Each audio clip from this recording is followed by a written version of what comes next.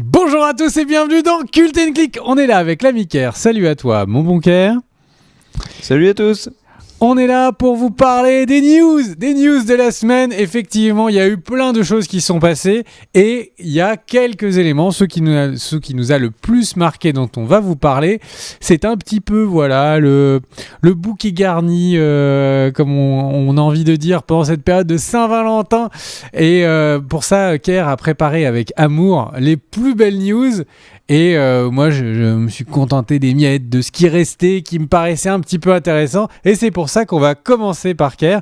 Ker, quelle est ta plus grande news, la news majeure, celle qui va marquer l'histoire du cinéma? Dis-nous tout. Alors, marquer l'histoire du cinéma, je sais pas, parce que la grosse news de la semaine concerne une série, et c'est la série The Last of Us qui a trouvé son casting étonnant. Je n'aurais pas misé sur ces deux noms-là pour incarner Joel et Ellie. Ellie sera incarnée donc par Bella Ramsey, qu'on a vu dans la série Game of Thrones et qui jouait Lyanna Mormont dans la série. Et Joel, c'est Pedro Pascal, le Mandalorian. C'est également un autre acteur de GOT puisqu'il jouait Oberyn Martell dans la série. Donc c'est deux acteurs que connaissent bien HBO. HBO aime bien retravailler avec les acteurs avec qui ça s'est bien passé. Et on les retrouvera donc dans les deux rôles principaux de The Last of Us. Donc la série qui est très attendue. Voilà, et puis il y a eu avant l'annonce du casting des rumeurs autour de l'arrivée de ma chère Shala Ali, l'acteur extraordinaire de The Green Book, notamment oscarisé, qui jouera bientôt Blade. Ça a permis à Internet de nous montrer encore une fois le pire de son visage. Voilà pour The Last of Us. Moi je suis très content. Alors moi j'aurais trouvé que ma chère Shala Ali aurait été super dans le rôle de Joel, mais je suis très content aussi que ce soit Pedro Pascal. C'est un acteur que j'adore, qui est excellent dans Narcos notamment, et puis bien sûr c'est Mando. Donc voilà, il y a des gens qui se posent des questions, c'est comment est-ce qu'il va faire Mando et The Last of Us en même temps. Ça devrait aller, Mando, ça se tourne apparemment très vite. On a fait d'ailleurs une vidéo, si vous la regardez sur la chaîne, sur les méthodes de tournage de Mandalorian et les techniques utilisées. Moi, je suis vraiment content de ce casting. T'en penses quoi, toi, de ce duo-là ? J'en pense que Mandalorian est joué par 3 acteurs différents et que toutes les scènes d'action qui sont tout souvent les scènes qui prennent donc le plus de temps à être tournées ne sont pas tournées par Pedro Pascal.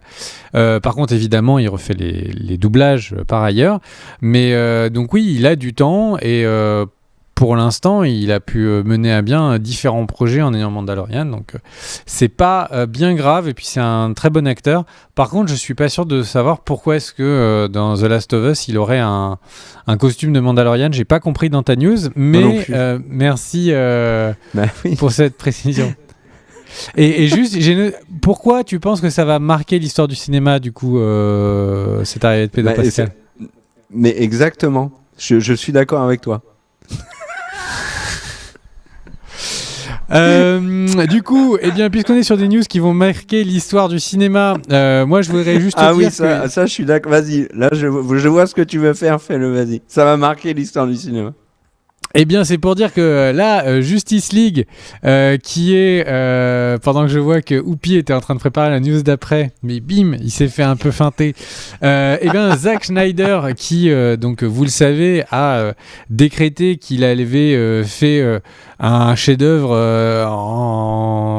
qui a pour forme, qui s'appelle Justice League par Zack Snyder, et en fait donc nous a mis des nouvelles images à la fois de Darkseid mais surtout du Joker, et voilà. Alors je reste je ne veux pas juger, il faut voir sur pièce. Le problème, c'est que Justice League, on a déjà vu les pièces et que c'était pas dingue, donc on va voir qu'est-ce qu'on peut d'un mauvais film, comment est-ce qu'on peut faire un bon film. C'est peut-être une vraie histoire importante pour l'histoire du cinéma, parce que ça va montrer que la vision d'un créateur prime surtout, et que seul le réalisateur sait dans quel ordre se mettent les pièces, et en ça c'est assez intéressant. Ou alors c'est une histoire c'est juste un film nul qui va servir de publicité à une grande plateforme. mais c'est très intriguant. Il faut bien voir la complexité d'un film. En fait, il y a plein de moments où quand il tourne une scène, donc admettons que je suis comme ça et je parle avec... pour prendre l'exemple, prenons Jean-Pierre. Donc nous sommes avec Jean-Pierre ici. Jean-Pierre et moi parlons. Et en fait, le réalisateur va faire exprès que les réactions de Jean-Pierre soient filmées avec une caméra comme ça, en plus que des moments où moi je parle. Et il va faire exprès de se dire, en fait, c'est la prise numéro 2 où Jean-Pierre hoche la tête qu'il va garder parce que moi je dis quelque chose dont il veut en fait changer un peu la tonalité et faire que le personnage Jean-Pierre acquiesce, alors que dans le scénario à la base Jean-Pierre était indécis.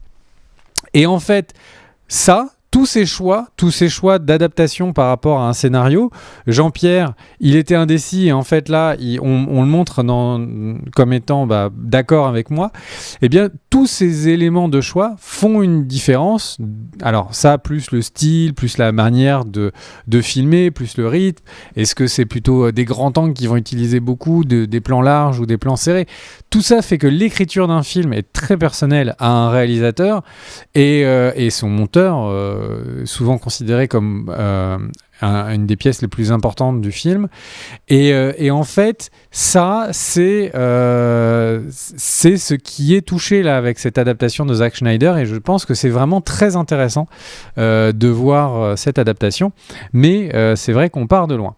On était sur des news qui marquaient le cinéma. Oui. J'aimerais rajouter un truc quand même, vu que tu parlais de la Justice League de Zack Snyder.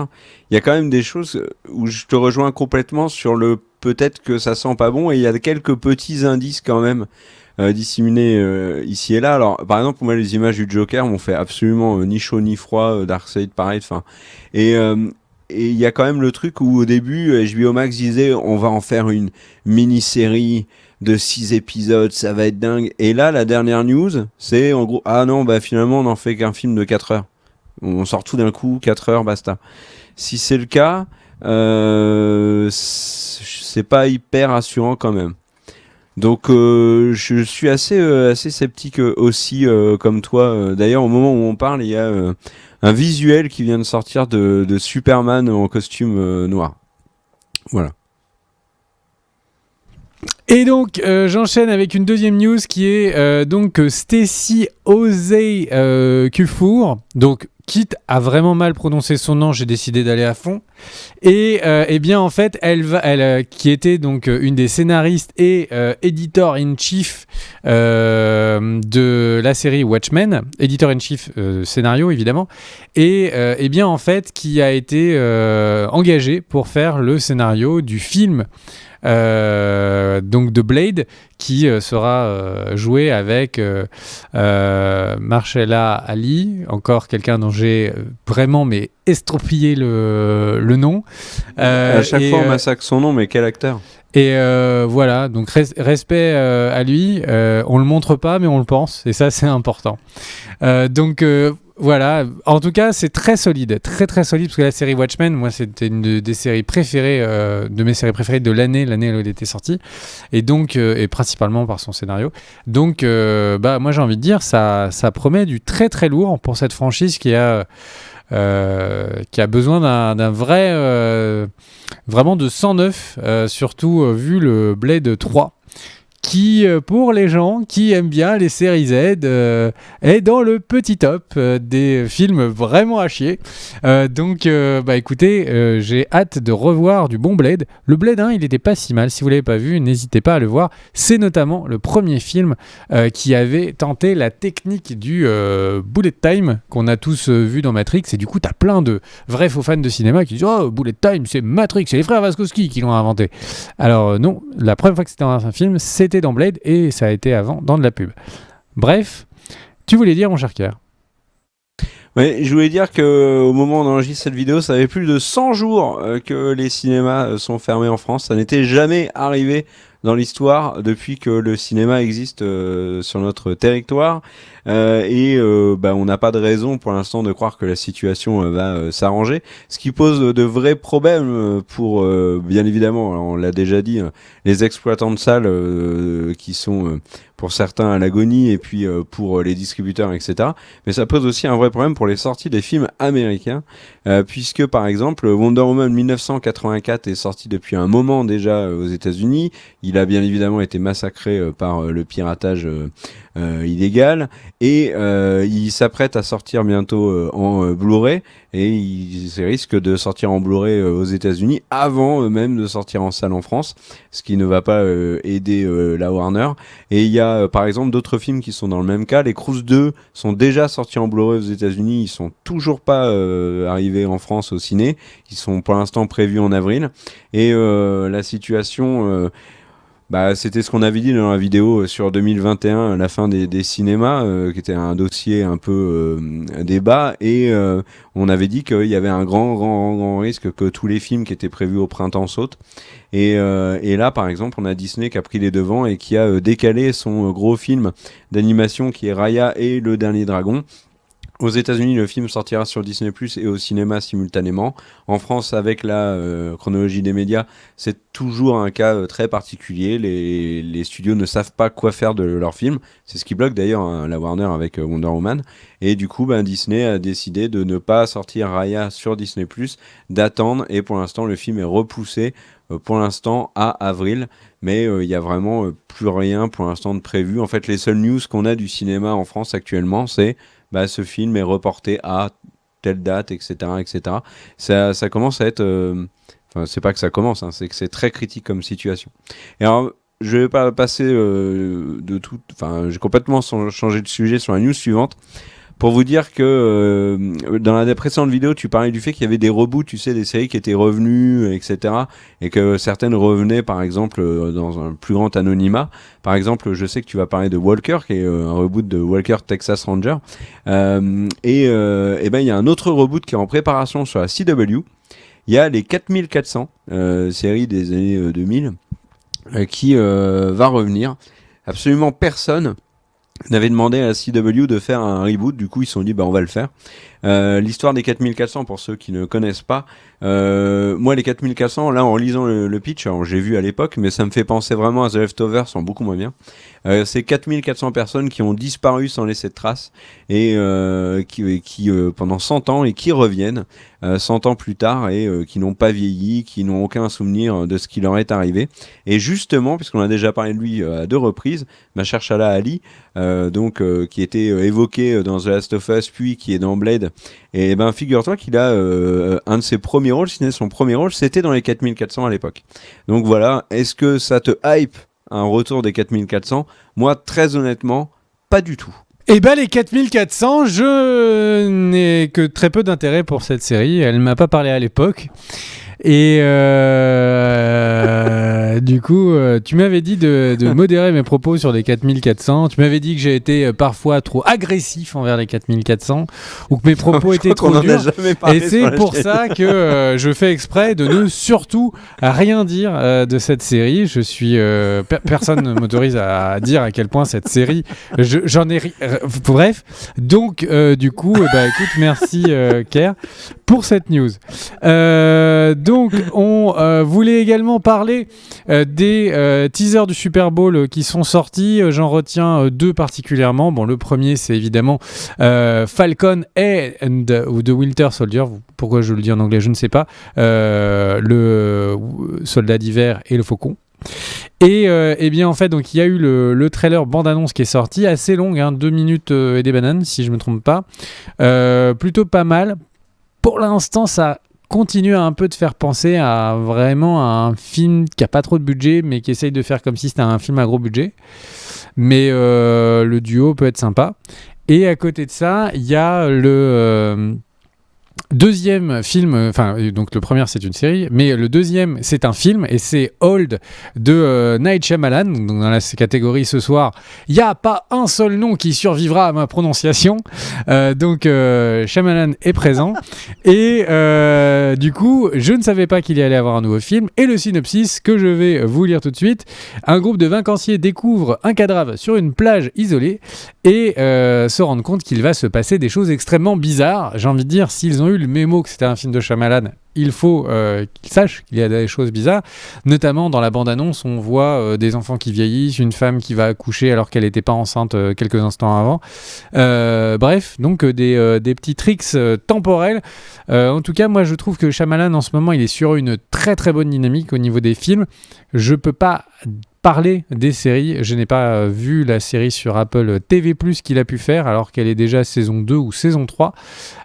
Donc voilà, si vous avez envie de vous amuser avec ma prononciation, sachez qu'il y a notamment Gaël Garcia Bernal qui est présent, un acteur extrême que j'aime beaucoup, et Vicky Krieps, Alex Wolff, donc que des gens qui ont décidément des prononciations très faciles. Thomasin Mackenzie, celui-là il a fait un effort, et Rufus Sewell. Donc vraiment ce soir c'est la grande faucheuse de la prononciation, mais je te laisse enchaîner sur ta news qui sera sans doute beaucoup mieux articulée. Et t'as pas dit un autre acteur du film, et t'as bien fait exprès, hein. C'est Mbeth Davids. Moi, je vais vous parler d'un truc dont tu avais parlé la dernière fois, c'était l'adaptation de Donjons et Dragons, puisque figure-toi que deux acteurs et actrices ont rejoint Chris Pine. Donc tu avais dit la dernière fois que Donjons et Dragons allait arriver de nouveau au cinéma après l'atroce adaptation à la fin des années 90. Peut-être en 99 ou 2000, je ne sais plus, qui était sorti le film avec Arnold Vosloo, le méchant dans La Momie.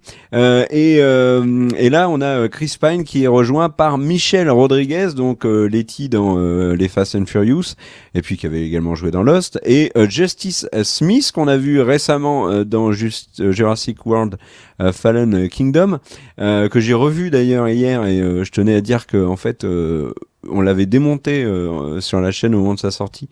Et en le revoyant, je me suis trouvé très dur dans mes propos à l'époque. Justice Smith, qu'on avait surtout découvert dans l'excellente série The Get Down, qui tient énormément au cœur de Marquis et Medjay que je salue, et qui a été sauvagement annulé par Netflix. Donc voilà, Michelle Rodriguez, Justice Smith dans Donjons et Dragons, qui est un film produit par Paramount et Hasbro ensemble. Et puisque je fais des petites annonces casting comme ça, il y a l'adaptation des jeux vidéo Borderlands, Borderlands. Lands, merci mon cher Oupi.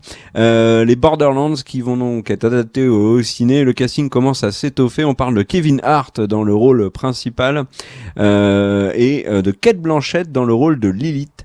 Jamie Lee Curtis est également pressentie. Jamie Lee Curtis, bien évidemment, l'icône de la saga Halloween, ou un poisson nommé Vanda, etc., etc. Et puis, tiens, puisque je suis lancé, il y a une série animée Pacific Rim qui sort sur Netflix. En mode animation japonaise, qui sort le 5 mars. Elle s'appelle Pacific Rim The Black. Et j'ai vu la bande-annonce et il y a un truc qui m'a intrigué. Et je sais que si tu vois cette bande-annonce, mon cher Greg, tu vas avoir envie qu'on fasse des théories à foison. Mais figure-toi qu'à un moment donné dans la bande-annonce, c'est vers la fin de la bande-annonce, j'ai l'impression qu'un kaiju intervient pour se battre contre un autre kaiju et que le kaiju est gentil. Voilà, ce qui bouleverserait complètement la méta du Pacific Rim lore. Rappelons aussi, d'ailleurs, c'est très important de le dire, qu'il y a des rumeurs qui disent qu'il y a eu un deuxième Pacific Rim qui se serait appelé Uprising, mais il est très important de faire attention à ne pas céder aux fake news. C'est totalement faux, ce film n'a jamais existé. Voilà. À toi. Tu sais que j'étais dans un train il y a quelques semaines, et là tout le monde se dit pouce rouge, on en a rien à foutre. Et en fait, dans ce train, je me baladais et il y a quelqu'un qui regardait Pacific Rim Uprising. Et vraiment, avec le maximum d'humilité, tu vois, j'ai vraiment regardé cet homme qui était en train de souffrir, quoi. Vraiment, personne dans tout le wagon ne comprenait sans doute sa détresse. Et du coup, j'ai essayé vraiment, avec un regard plein d'humilité, de lui faire comprendre que, voilà, quand un animal est blessé à ce moment-là, il faut abréger, enfin, faut essayer d'éteindre son ordinateur et de passer à autre chose. Donc, du coup, Pacific Uprising... quand il est... Il est sorti sur Netflix, là, il est sorti Uprising sur Netflix, il a cartonné, hein, il était dans le top, mais bon, un amoureux de Pacific Rim premier du nom ne peut pas aimer Uprising, c'est pas possible. Et alors, par contre, ce que je trouve assez ouf, pour le coup, c'est que dans la série Netflix, en fait, visiblement, les kaijus affronteront d'énormes, mais vraiment colossales ours avec un ventre beige sur lequel il y a juste un cœur. Et en fait, sur ce cœur-là, ils envoient une espèce de laser comme ça, qui décrivent comme le laser d'amour, pour combattre les kaijus. Et c'est une espèce de crossover incroyable entre les bisounours et les kaijus. Netflix ne sait plus quoi faire de son pognon. Là, à ce niveau-là. Donc bref, et visiblement là, la série se termine à chaque fois. Les quelques derniers mots sont toujours, du coup, les énormes comme ça bisounours qui disent « Je veux un câlin !» Et là, c'est vraiment, il y a un moment... l'argent n'a plus de sens. Il pourrait nous acheter... Godzilla versus King Kong qui a donné des idées, hein. Bah ouais, du coup ils se disent mélangeons toutes les franchises. Bref, ça se trouve il y avait les Schtroumpfs, mais ils sont tellement petits qu'on les voit pas dans la série. Donc bon, en tout cas vraiment belle surprise. Puisqu'on était en train de parler des belles surprises, j'étais en train de noter la news qui est que Gina Carano a été virée par Lucasfilm, alors certains diront par Disney, et de Mandalorian entre autres, en tout cas de tous les projets Disney. Elle avait un personnage excellent dans Mandalorian, mais malheureusement l'actrice a eu des propos malheureux. Je sais pas trop comment décrire autre chose. En gros, stupide, idiot. Stupide, idiot, crétin. Complètement timbré. Le voilà. truc, c'est qu'elle a comparé les républicains avec les juifs pendant la Seconde Guerre mondiale. Les républicains actuels. Sur fond et elle a de pas fait que l'élection ça, américaine de Trump. Donc en gros... voilà, accessoirement, vraiment à l'espace de 10 secondes et sur quelques mots, j'ai réussi à faire démonétiser cette vidéo. Et le truc, c'est que, elle est... c'est mythique. C'est vraiment dommage parce que le personnage était intéressant. Mais écoutez, voilà. Il y a eu un gros... Alors pour juste détailler, en fait, il y a eu un gros hashtag sur Twitter, beaucoup basé aux États-Unis, en disant virez-la, elle dit n'importe quoi. Et du coup, Disney, évidemment, comme d'habitude avec Disney, a dit on est contre toute forme de communication qui pourrait appeler à la haine, etc. Et donc, on préfère se séparer de cette personne. Elle n'était plus en contrat sur la saison prochaine, et donc, du coup, ils vont juste pas refaire de contrat. Et vraiment, c'est dommage.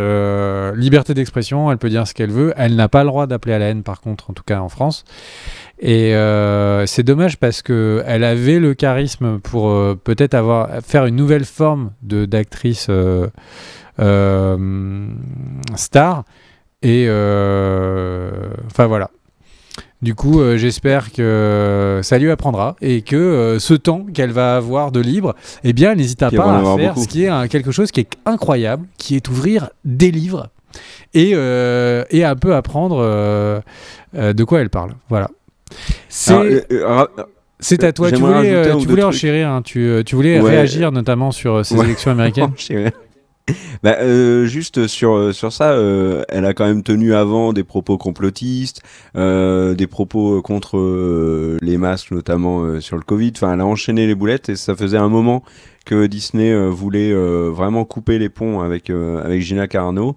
Et il y avait notamment l'annonce qui était toute prête de sa série spin-off sur Cara Dune, qui aurait dû être annoncé normalement au Disney Investors Day, là, qu'on avait traité sur la chaîne.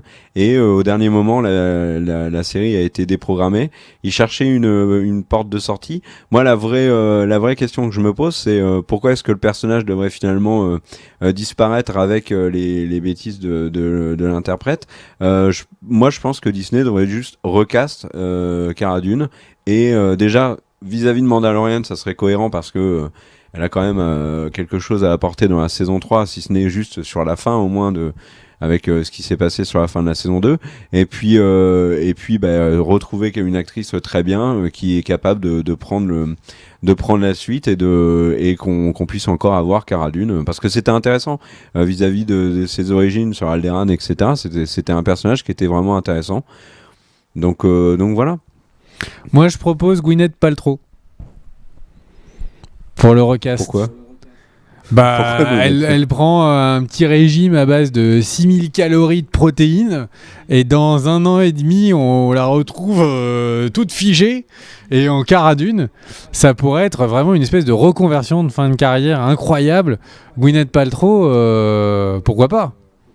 Mais alors, tu sais que Gina Carano n'a pas perdu que Mandalorian, puisque en fait, comme son personnage dans The Mandalorian était populaire et que l'actrice commençait vraiment à se faire un nom, comme elle avait joué dans Deadpool premier du nom, et que Deadpool rejoignait le MCU et donc avait rejoint l'écurie Disney, il y avait des rumeurs qui disaient que en fait son personnage allait revenir dans Deadpool 3. Donc là c'est complètement terminé pour elle, en tout cas avec Disney. Elle va avoir du mal à tourner ailleurs d'ailleurs. Donc elle a vraiment tout perdu là pour le coup. Mais le pire, c'est qu'elle a perdu notre estime. Tu voulais enchaîner sur une news majeure pour le cinéma. Ah bon ? Attends, je cherche. Une news en plus, ah oui. Bon, j'en ai une, mais j'en ai plus beaucoup, moi. Toi, t'en as encore plein. Alors, moi, j'ai juste un truc à vous dire, parce qu'on parlait de Disney. Disney a annoncé la fermeture de Blue Sky, qui est le studio d'animation qui appartenait à la Fox. Blue Sky a fait plein de films, et les plus connus, c'est bien évidemment les films L'Âge de glace. On a également les 2 films Rio. Il y a Ferdinand, Les Incognitos, Horton. Bref, il y a du bon et du moins bon. Et en fait, Blue Sky, c'était à justifier. Enfin, c'est le boss de Blue Sky qui a dit que ça fermait. Justifiant cela par la crise économique liée au Covid. Ça a été fondé en 1987 quand même, Blue Sky, ça a daté. Et ils avaient un film qui était prévu au ciné en 2022 et qui en fait n'aura plus de sortie ciné comme c'était prévu, mais devrait sortir directement sur Disney+. Et sachez quand même que ça ne veut pas du tout dire que les productions de Blue Sky vont disparaître, puisque L'Âge de glace a déjà une série qui est prévue sur Disney+, et si la série reprend, il est possible qu'on ait de nouveaux films au ciné, si les ciné ouvrent un jour. Et au niveau de l'emploi, c'est 450 personnes que Disney va reclasser dans les différents studios d'animation donc il dispose. Il y a le studio bien évidemment qui fait les films comme Réponse, La Reine des Neiges. Il y a du côté de chez Pixar et il y a encore un autre studio du côté de la Fox. Donc voilà, normalement il ne devrait pas y avoir de licenciement. Mais en tout cas, Blue Sky, qui était un nom de l'animation, c'est fini. Voilà. À toi. T'es que des news d'une tristesse. Regardez Rio, les 5 premières minutes, je trouve que c'est une des scènes les plus réussies d'introduction de films d'animation. Vraiment incroyablement belle cette scène d'introduction. Vraiment très très bien. Du coup, je vais enchaîner. Alors moi j'ai des news, en veux-tu en voilà. Et donc, parfois vous en voudrez, parfois moins. La première news qui, paraît-il, certaines personnes ont développé des anticorps contre cette news, c'est tout simplement que la CW a confirmé le retour de la série Batwoman pour la saison 2021-2022, mais également de The Flash. Voilà, beaucoup de personnes sont très contents. En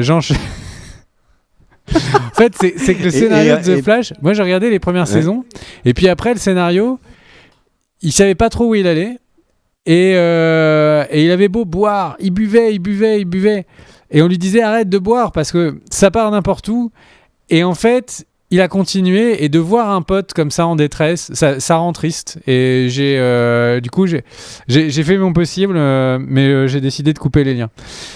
Du coup, on enchaîne avec une série, Mais elle qui là, est plus attendue. honnêtement, tu t'en regardes encore là des séries de la CW? En fait, l'année dernière, pour tout te dire, j'ai n'aie pas honte. regardé le crossover incroyable du Arrowverse, etc. Parce que c'est le moment où, si tu veux voir des effets spéciaux vraiment réussis, eh bien, c'est pas forcément ce que tu vas regarder, mais si tu aimes bien DC, c'est intéressant. Et il était pas si mal, je crois, celui de l'année dernière, mais tu sentais qu'il galérait à faire converger toutes ces histoires qui tournaient en rond. C'est le truc Crisis machin chose là. Infinite Crisis. Ouais. Bref, j'enchaîne par une news qui moi m'intéresse plus. Le Wakanda, eh bien, va avoir sa série. Et oui, en fait, Disney a signé un contrat, sa société de production de Ryan Coogler a signé un contrat de 5 ans d'exclusivité de production avec Disney, et dedans il y aurait donc une série sur le Wakanda qui est en préparation. Du coup, vraiment, Ryan Coogler, découverte de Disney, et ils n'ont pas envie de le lâcher. Il avait fait des trucs avant quand même. Il avait fait Creed, tout ça quoi. Je dis qu'il a été découvert. Disney l'a découvert. Je dis pas que personne le connaissait avant, mais quand Disney l'a découvert, ils ont décidé de ne plus jamais le lâcher. Plus le lâcher. Oui. Ah oui, vu le succès de Black Panther. On enchaîne une petite news de Adam Conover. Si tu veux trouver une photo, parce que moi je ne le connais pas, ce monsieur, Adam Conover. N'utilise pas la prononciation pour t'aiguiller, utilise mes fiches.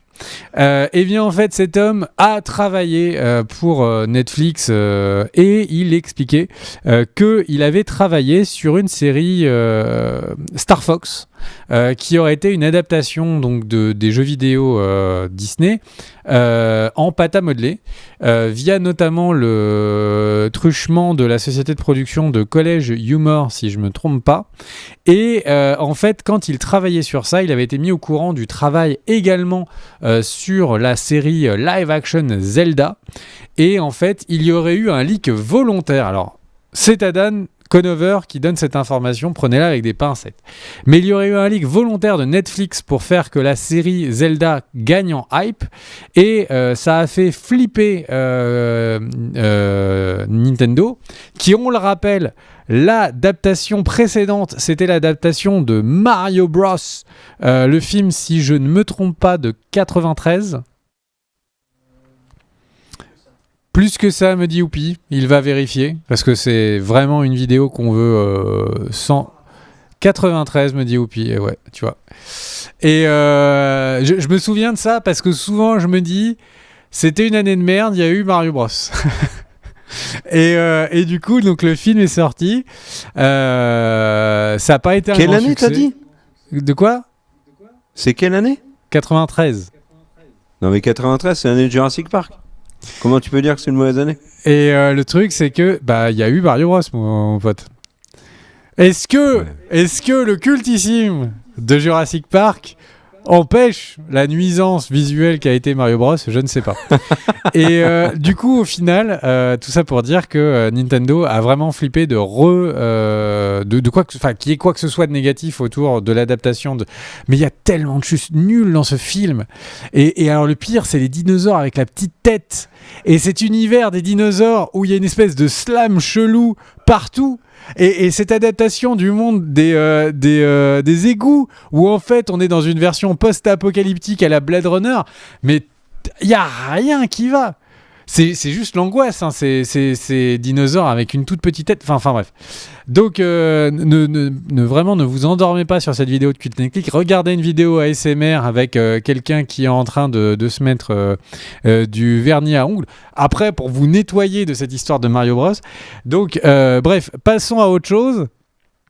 On en était à où ? Ah oui, Blood Origin. Donc en fait, on avait déjà annoncé Blood Origin, donc la série de Netflix qui va reprendre l'histoire donc de la création des premiers Witcher, sorceleurs en français. C'est une série qui est censée se passer 1200 ans avant donc la saga Witcher. Et tout ce que je vous dis là, vous êtes déjà au courant. Par contre, moi, ce que j'ai découvert avec le synopsis un peu plus fouillé qui est sorti, c'est qu'en fait, c'est non seulement la période de l'apparition du premier sorceleur, mais également la série va traiter de la convergence des sphères. Est-ce que tu étais au courant de ça, Kerr ? Parce que c'est l'événement majeur de l'univers sorceleur. Non, je savais pas. Et ben moi, j'ai trouvé ça dingue. Je découvre grâce à toi. Mais c'est parce qu'on est premier sur l'info. Et si tu as le jingle énergie premier sur l'info, ou pis, n'hésite pas à le faire avec la bouche. Et donc en fait le truc c'est que pourquoi est-ce que je parle de ça ? C'est pour ceux qui connaissent pas vraiment l'univers The Witcher. En fait il y a un monde avec des elfes, il y a un monde avec des humains, il y a un monde avec des nains, et la convergence des sphères, c'est le moment où tous ces univers, tous ces mondes parallèles coexistent pendant quelques temps. Des démons apparaissent, les monstres arrivent de certaines dimensions, les humains apparaissent dans le monde des elfes, et l'univers de The Witcher, c'est le monde des elfes. La convergence des sphères s'arrête. Il reste des humains, il reste des démons, il reste plein de choses dans cet univers des elfes qui les envahissent, et chacun à sa manière. Et du coup, ça va être l'univers de The Witcher qu'on connaît. C'est donc un événement intersidéralement important dans l'univers de The Witcher.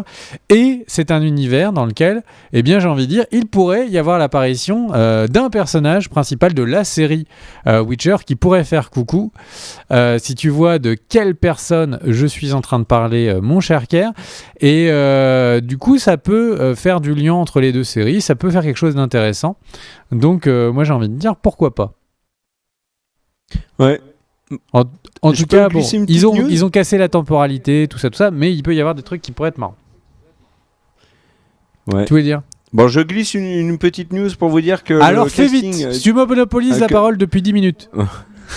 Que le casting de House of the Dragon, le spin-off de Game of Thrones, s'est étoffé il y a quelques instants. Deadline vient d'annoncer que l'acteur anglais Rhys Ifans, qu'on avait vu notamment dans Coup de Foudre à Notting Hill, vient de rejoindre le spin-off de GOT, grand acteur. On a également F. Best, qu'on a vu récemment dans le rôle de la directrice dans la série Wings de Netflix, qui est une bonne actrice aussi.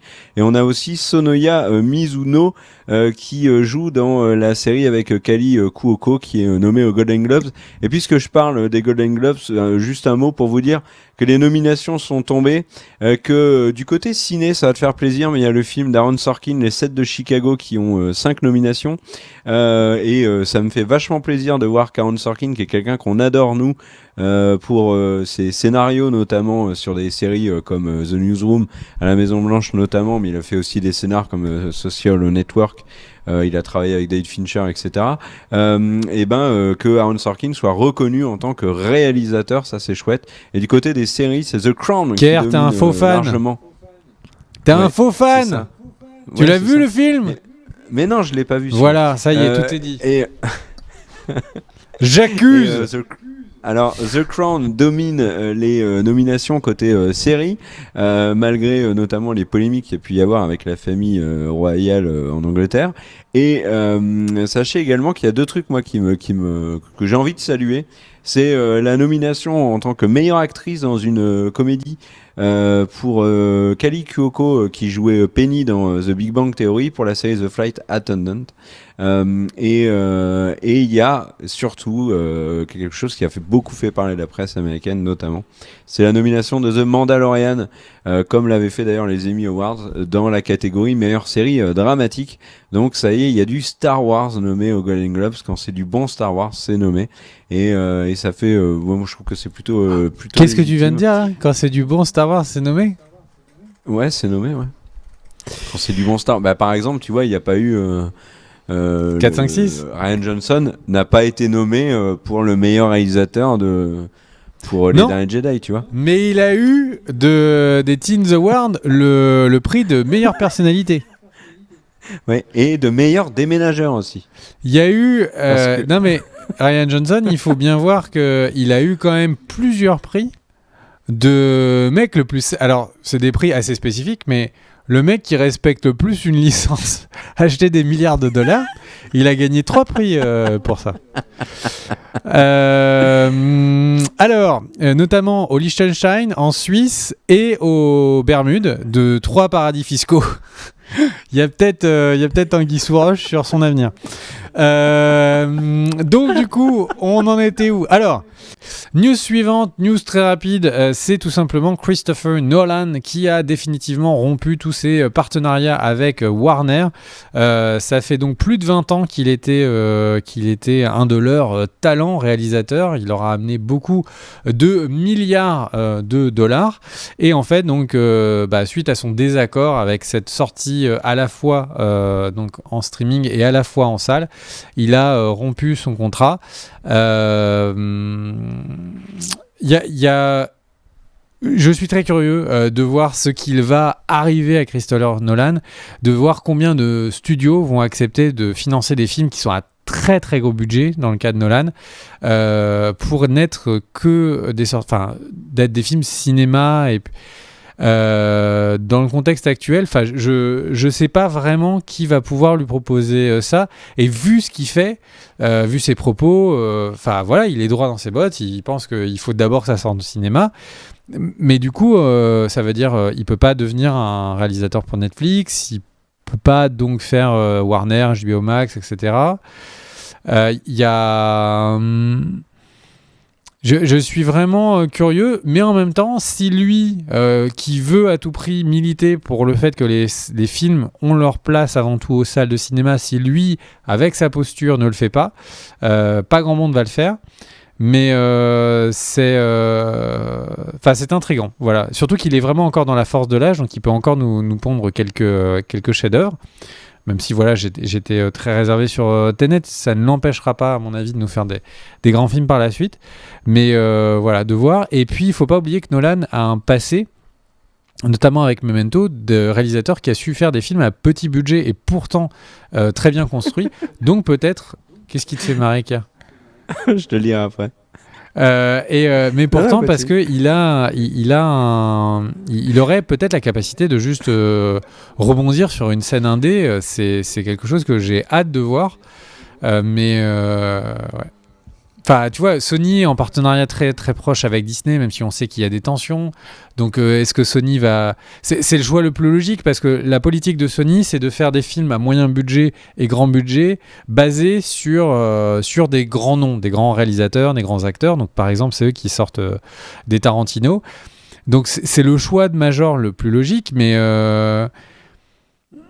vraiment, par rapport à ce qu'est l'état des salles en ce moment, voilà, j'ai hâte de voir ce qu'ils vont réussir à faire, ce qu'il va réussir à faire. Et voilà, à bientôt en salle, du coup, Nolan. Qu'est-ce qui te faisait marrer ? Alors moi, je suis pas du tout inquiet pour Nolan, et ce qui me faisait marrer, c'est que la saison 7 de Brooklyn Nine-Nine est arrivée sur Netflix. Alors, je l'avais déjà vu. Et je l'ai repris quand même parce que Brooklyn Nine-Nine, surtout en ce moment, tu vois, dans un contexte assez anxiogène, Brooklyn Nine-Nine, ça fait vraiment, vraiment, vraiment rire. Et dans l'épisode 3 de la saison 7, il y a un personnage, donc Pimento, qui a perdu la mémoire. Et t'as le héros qui dit « Waouh, mais c'est comme dans Memento avec Nolan » et personne connaît. Et en fait, ils appellent ça le syndrome le monde de Dory, parce que c'est le monde de Dory qui est devenu la référence et pas Memento, donc ça me fait beaucoup rire. Et il y a la scène finale de l'épisode où le mec dit « Ah, ça y est, j'ai vu Memento ». Et alors, il lui dit « Alors, bof ». Bref, vous regardez Brooklyn Nine-Nine, c'est vraiment extrêmement drôle. Je l'ai mal raconté, mais la série, mais qu'est-ce que c'est drôle. Donc voilà, je voulais terminer sur un peu d'humour. Voilà, et je termine juste sur une petite news Suicide Squad pour dire que les premières photos des personnages en costume sont sorties, que le pitch est sorti également. Alors le pitch, c'est le pitch de Suicide Squad, ils sont en prison, mais à Belle-Rive. Mais évidemment, on va leur proposer de restreindre leur sentence, voire peut-être un jour de les gracier s'ils rentrent dans la Task Force X, et donc d'être au service du gouvernement pour faire des missions suicidaires. Et du coup, dans le pitch, par contre, ce qu'il est dit, c'est que donc on a évidemment Captain Boomerang. La prononciation ce soir est complexe. Soyons clairs. Donc Captain Boomerang, Bloodsport, Peacemaker, Ratcatcher 2, Savant, King Shark, Blackguard, Javelin et évidemment Harley Quinn seront présents. Qu'est-ce que je voulais dire ? Oui, et un élément important pour ceux qui connaissent les comics, ils vont partir en mission sur l'île de Corto Maltese. Voilà. Est-ce que tu voulais terminer cette vidéo news en beauté ?